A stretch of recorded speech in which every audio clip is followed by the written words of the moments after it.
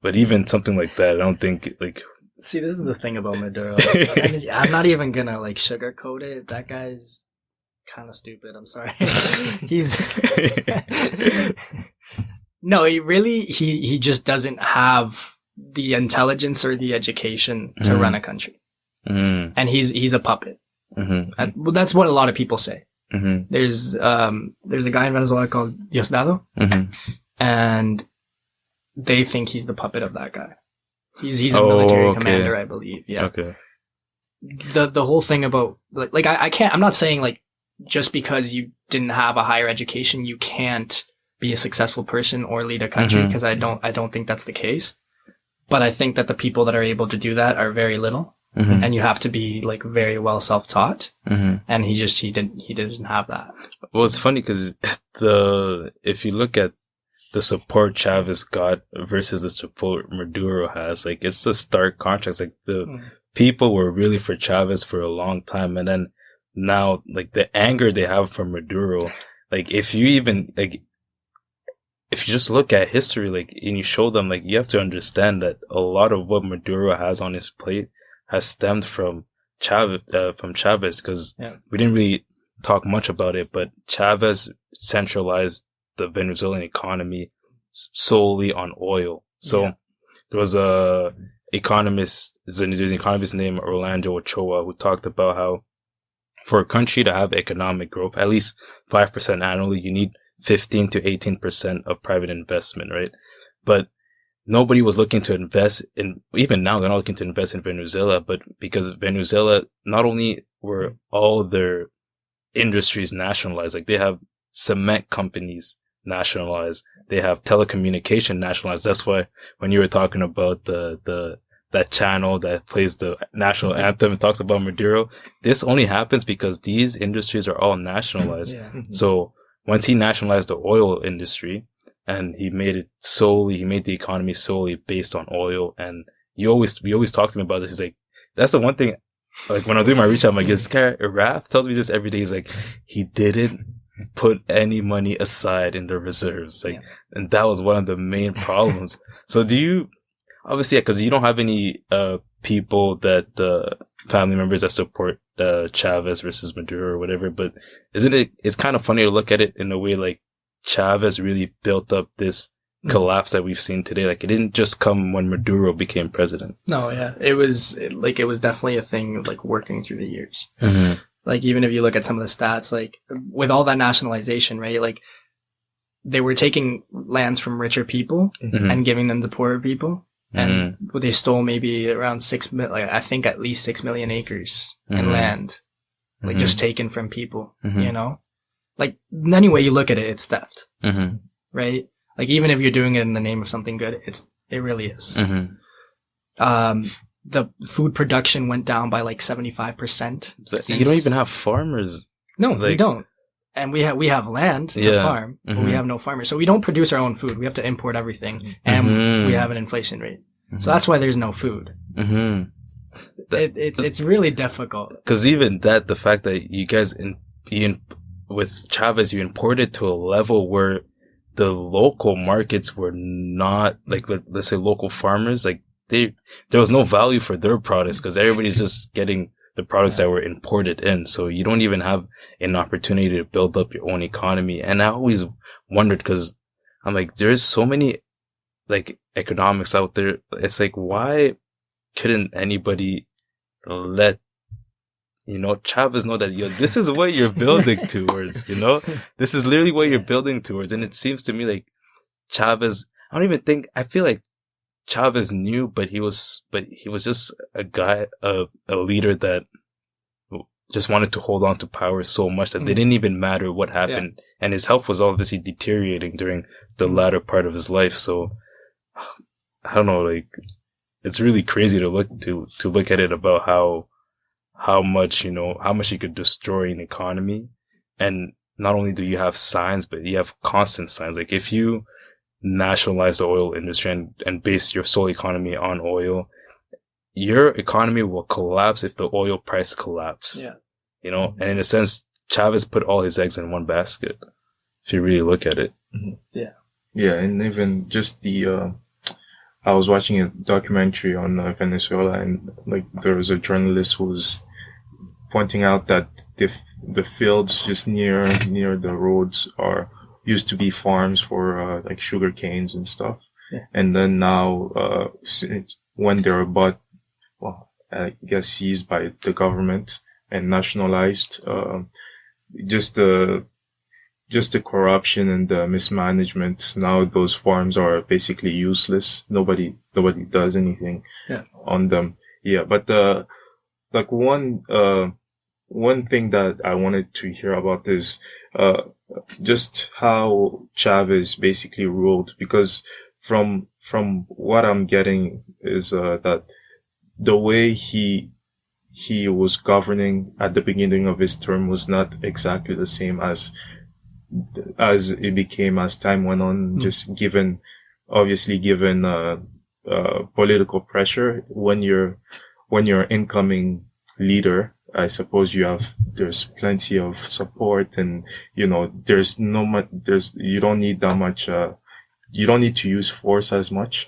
It is especially the case for dictators everywhere. When they start off, they're really popular, and like for the country, it seems like it's a start change, and they are liked for a short amount of time, and then once the support starts to die off, and then you see the use of force and violence and whatnot. But I just want to get your opinion on how it started. Yeah, so Chavez had really long terms. Mm-hmm. I think he actually increased the term of a president when he was in power. Yeah, just to stay in there longer. Yeah, he abolished the term limits, so there's no term limits. To me, like, before I answer your question, to me, it's ridiculous. Like, if you're a leader of a country, right, you're performing a service, right? You're not doing it for yourself. You're doing it for that country and the people of that country. So if you're not doing the job right, just step down, right? If the people want you to step down, step down. There's no point being where you're not wanted. But obviously that's not where their mind's at, right? They're living the good life. So, as to your question, yeah. So since it was a very long term, the economy was fairly strong initially when they had started, at least in comparison to what it is now. And during all those years of deterioration, people started to realize what these social policies were doing to the country, right? Like, farmers were pretty much wiped out, like as what we're talking about right now. And once people start realizing that, that's when protests start coming in. And when protests start coming in, then the military crackdown comes down, right?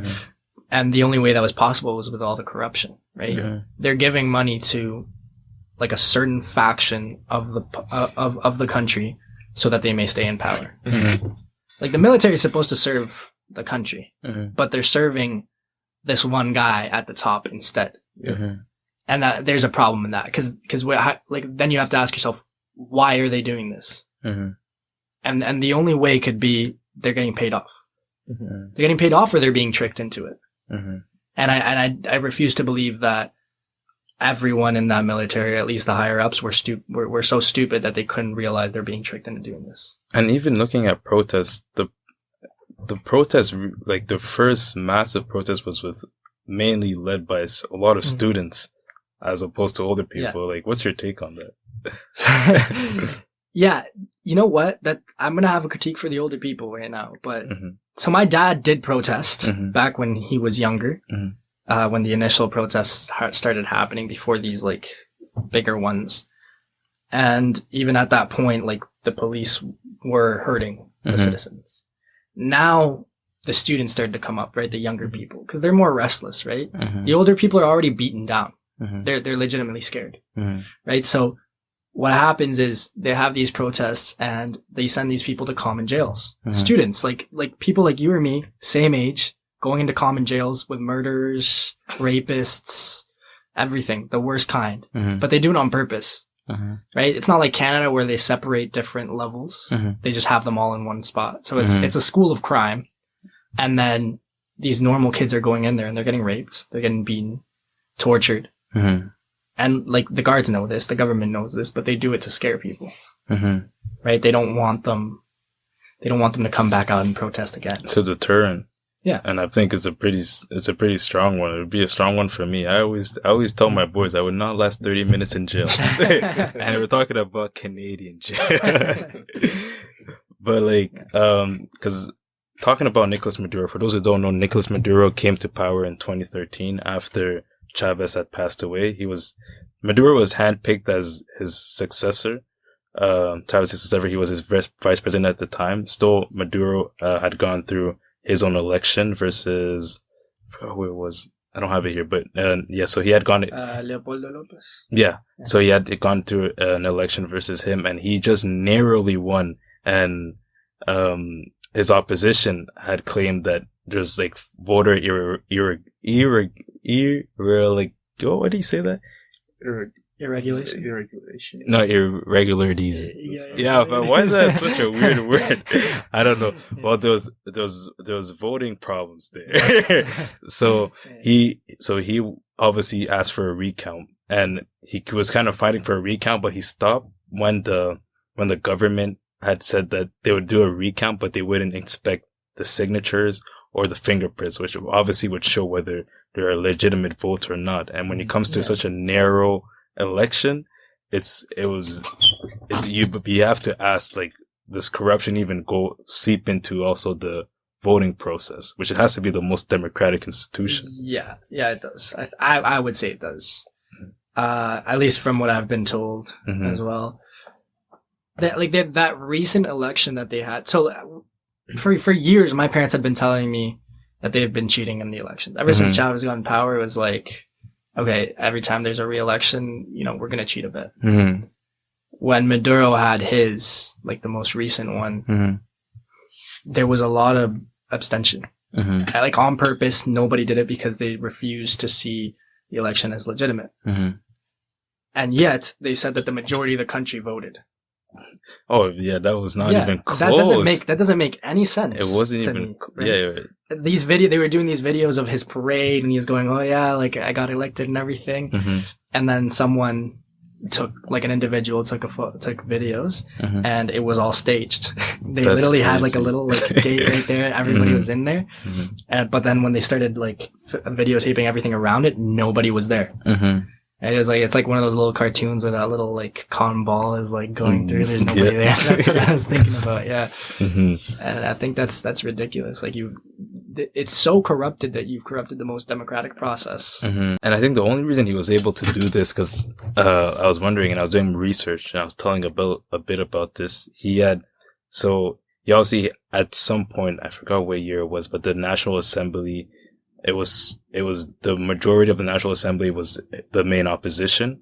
So I'm like, okay, so if it's the main opposition, then the main opposition could put in place legislation so that, you could kind of, in a sense, try to get rid of the corruption as much as you can. But, Maduro still, like, his party still leads in the Supreme Court, Supreme Court judges, right? So these Supreme Court judges, like, they basically devalue any laws that is done by the National Assembly. And even at one point, they had dissolved the National Assembly because they said that they were held in contempt, basically they're saying that there was corruption in National Assembly, et cetera, it's so rich. It's a red flag. Yeah, it's so rich coming from them. And all these moves in order to continuously